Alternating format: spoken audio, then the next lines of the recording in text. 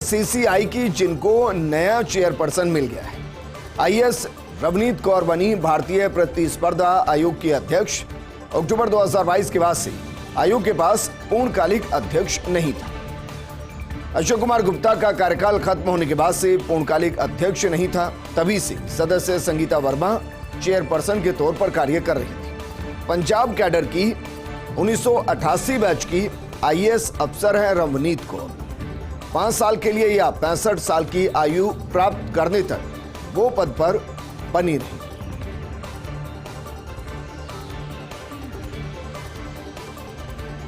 एक और मामला विवाद पकड़ता हुआ, क्योंकि काशी चल रहा है, इसके अलावा मथुरा चल रहा है और अब बारी आ गई है आगरा किले में बेगम साहिबा मस्जिद की, जिसके लिए कहा जा रहा है कि इसके नीचे मंदिर है और यह दावा किया जा रहा है आगरा किले के दीवाने खास में बेगम साहिबा या शाही मस्जिद।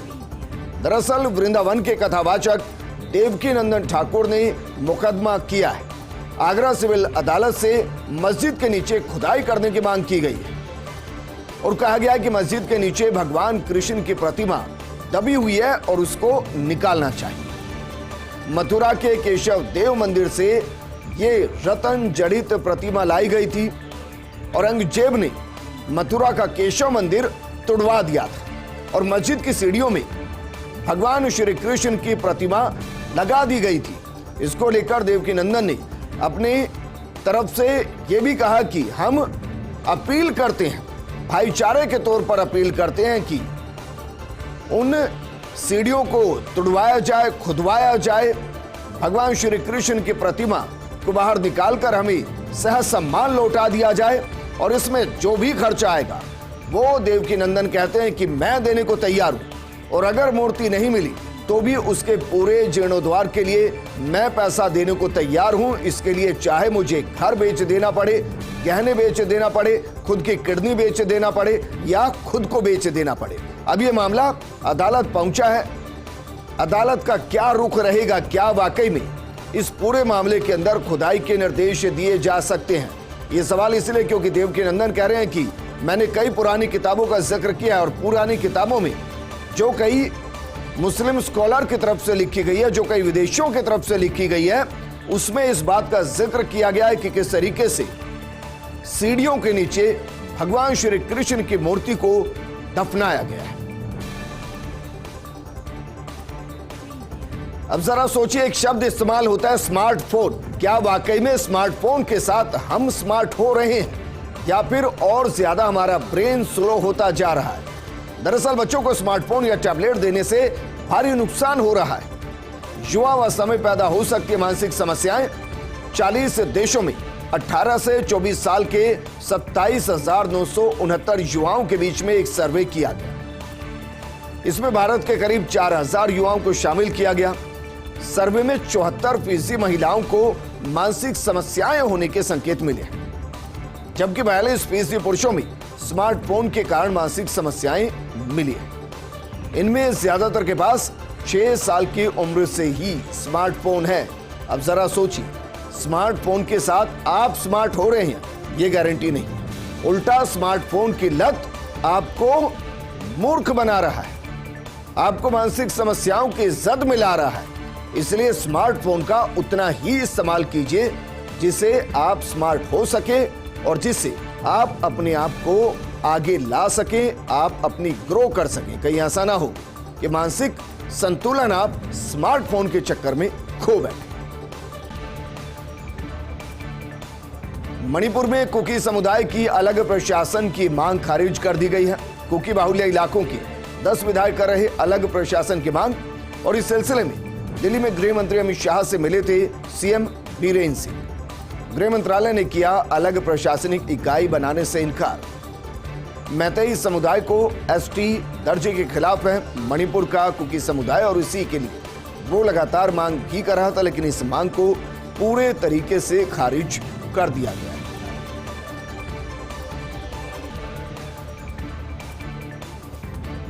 बिजनेस स्टैंडर्ड में फिल्म निर्देशक सुदीप्तो सेन का इंटरव्यू छपा है। वो कहते हैं कि किसी धर्म के खिलाफ नहीं है मेरी फिल्म द केरल स्टोरी। ये Islamic state of Iraq and Syria यानी कि ISIS के खिलाफ। फिल्म में कम से कम 11 बार किया गया है ISIS का जिक्र। 75 लाख लोग अभी तक फिल्म को देख चुके हैं, किसी ने भी आलोचना इसकी नहीं की। ये फिल्म किसी राजनीतिक पार्टी का प्रोपेगेंडा नहीं है। कांग्रेस शासित राज्यों को छोड़ हर जगह चल रही है फिल्म। आलोचकों को फिल्म देखने के बाद करनी चाहिए आलोचना, लेकिन समस्या हमारे देश में यह है कि किसी भी फिल्म को लेकर हम किसी भी माहौल के साथ होते हुए बायकॉट #बायकॉट चलाने लगते हैं, और कुछ ऐसा कांग्रेस शासित राज्यों में इस फिल्म के साथ भी हो रहा है। फिल्म निर्देशक सुदीप्तो सेन कह रहे हैं कि फिल्म का बायकॉट नहीं होना चाहिए, फिल्म को पहले देखना चाहिए, उसके बाद आलोचना होनी चाहिए, क्योंकि फिल्म किसी धर्म के खिलाफ नहीं बल्कि ये फिल्म ISIS के खिलाफ है। और 12 से ज्यादा बार फिल्म के अंदर ISIS का जिक्र किया गया है। कर्नाटक के नतीजों के बाद ममता बनर्जी की प्रतिक्रिया। ममता बनर्जी ने दिए कांग्रेस का समर्थन करने के संकेत। पश्चिम बंगाल CM तृणमूल कांग्रेस प्रमुख ममता बनर्जी का बयान आया। उन्होंने कहा कि कांग्रेस मजबूत होगी, वहां समर्थन करने के लिए तैयार है, लेकिन कांग्रेस को रोकनी होगी हमारे खिलाफ बयानबाजी। लेकिन कमाल का बयान दिया है, वो कह रही हैं कि जहां कांग्रेस मजबूत है वहां हम समर्थन देने को तैयार हैं। लेकिन सवाल यह कि क्या पश्चिम बंगाल के चुनाव में ममता बनर्जी कांग्रेस को समर्थन देगी और क्या समर्थन के साथ सीटें देगी? सवाल यह भी है कि पश्चिम बंगाल के अंदर लोकसभा का चुनाव क्या दोनों मिलकर लड़ेंगे, और क्या सीटों को बंटवारा TMC और कांग्रेस के बीच में होगा? इस बयान के राजनीतिक मायने जब आप निकालेंगे तो ममता बनर्जी का कहने का मतलब है कि जहां कांग्रेस मजबूत है हम उनके साथ हैं ताकि अपने वोट शेयर को बढ़ा सकें, और जहां हम मजबूत हैं वहां हम उनके साथ समझौता करेंगे। ऐसी संभावनाएं उन्होंने अभी तक इस बयान में जताई नहीं।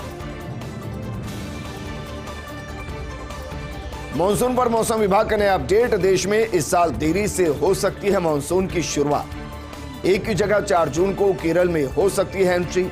देश में आम लोगों खेती बाड़ी पर इसका असर पड़ सकता है। मॉनसून में देरी का असर IMD ने अपने पिछले अनुमान में सामान्य बारिश का अनुमान जताया था। स्काईमेट के फाउंडर डायरेक्टर जतिन सिंह के मुताबिक इस बार केरल में 1 के बजाय 7 जून तक दस्तक दे सकता है मॉनसून, और मॉनसून का इंतजार बेसब्री से हमेशा किसानों को होता है। और जब मॉनसून वक्त से पहले आता है या वक्त के बाद आता है, दोनों ही स्थिति में किसानों को नुकसान उठाना पड़ता है। बुरे दौर से गुजर रही वोडाफोन अगले 3 साल में वैश्विक स्तर पर करेगी 11,000 कर्मचारियों की छटनी, और यह अपने आप एक बड़ा आंकड़ा है। CEO मार्केरिटा डेला वैले ने खराब परफॉर्मेंस का हवाला दिया और कहा कि टेलीकॉम ग्रुप को सरल बनाने के लिए कर्मचारियों की छटनी की जाएगी। इस साल कंपनी की कमाई कम रहेगी या उससे कोई वृद्धि दर्ज नहीं होगी। हम छटनी इसलिए कर रहे हैं क्योंकि हमें कोई विकास नहीं दिख रहा।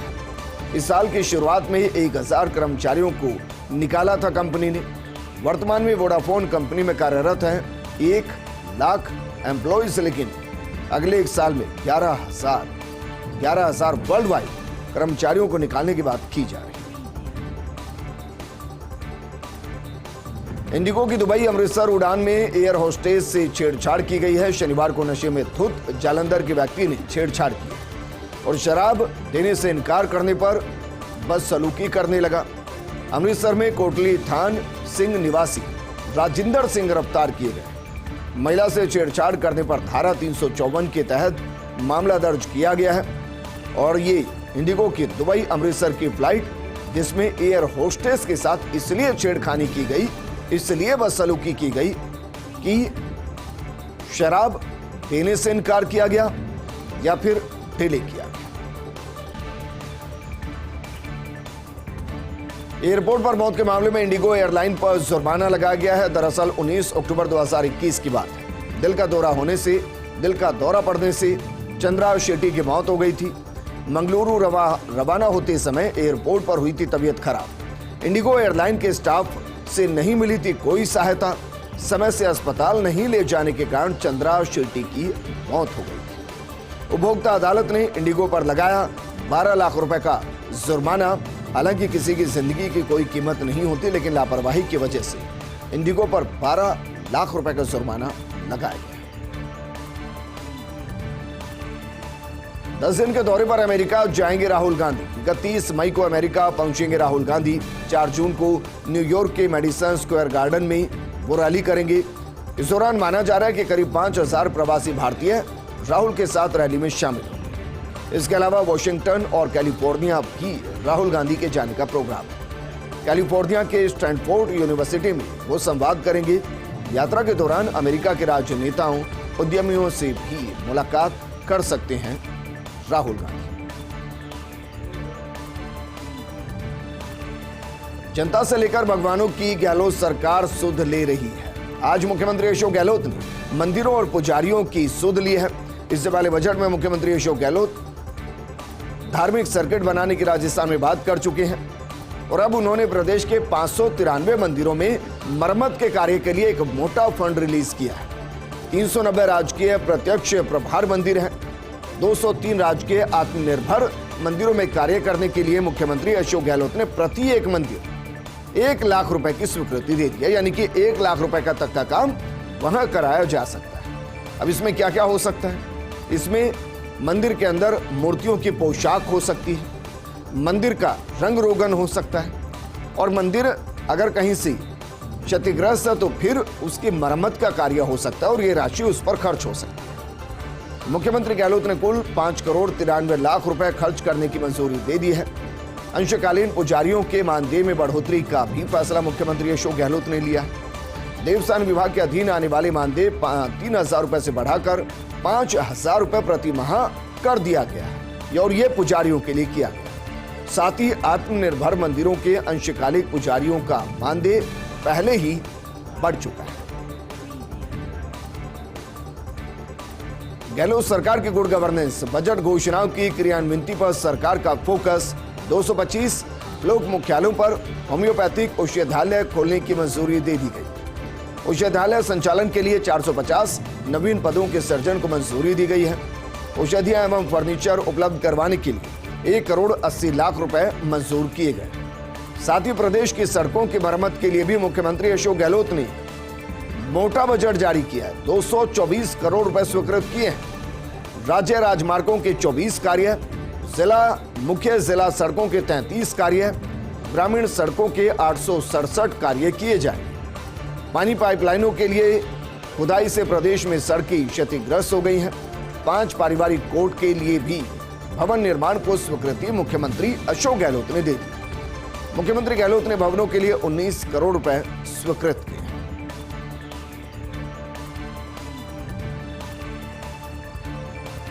जल जीवन मिशन पर अब तीसरी आंख। जल जीवन मिशन के कामों का होगा थर्ड पार्टी जांच।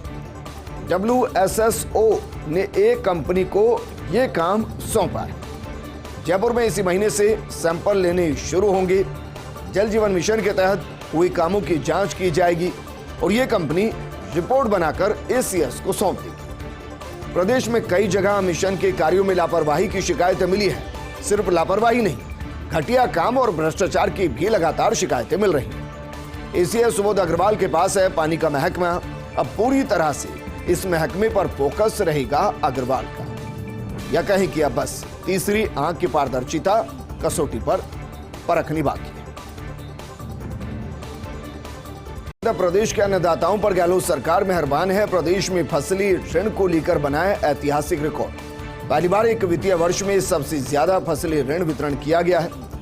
29,71,000 किसानों को 19,740 करोड़ रुपए ऋण वितरित किया गया। सहकारिता मंत्री उदयलाल आंजना ने थपथपाई अधिकारियों की पीठ और अपने आप में एक रिकॉर्ड गहलोत सरकार बनाती हुई नजर आई।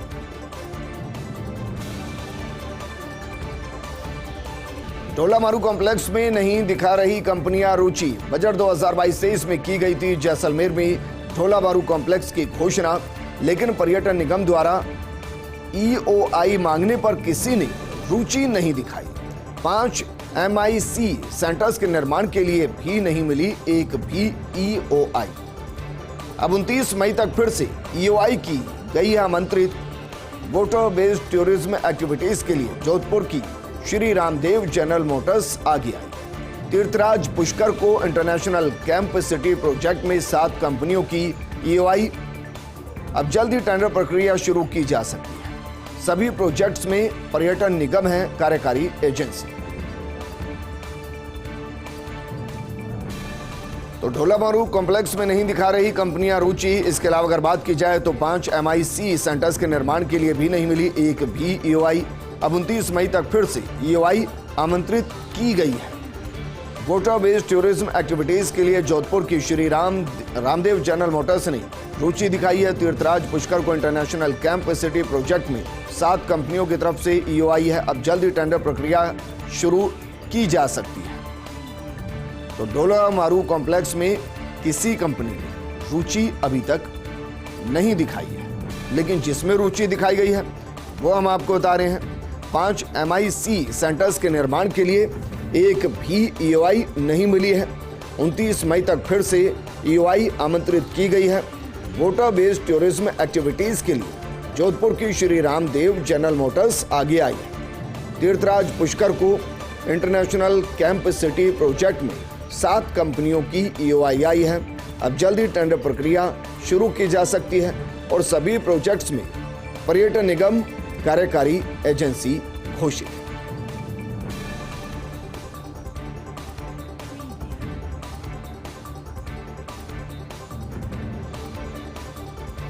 इस बुलेटिन में फिलहाल इतना ही, लेकिन आप बने रहिए फर्स्ट इंडिया न्यूज के साथ, क्योंकि खबरों का सिलसिला लगातार जारी है। नमस्कार।